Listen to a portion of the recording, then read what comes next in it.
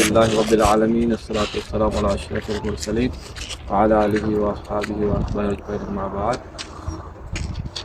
فقد قال الله تعالى في كلام العزيز بسم الله الرحمن الرحيم ولقد نصركم الله ببدر وأنتم أذلة صدق الله العليم.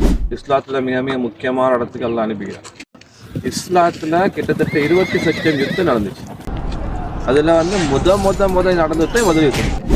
அப்ப சஹாபாக்களுக்கு யுத்தம்னு என்னன்னு தெரியாது, யுத்தத்துல கலந்து கொண்ட எக்ஸ்பீரியன்ஸும் இல்லை. இப்போ நபி ஸல்லல்லாஹு அலைஹி வஸல்லம் மதீனாக்கு வந்து பின்னால 2வது வருஷம் தான் இந்த யுத்தம் நடக்குது.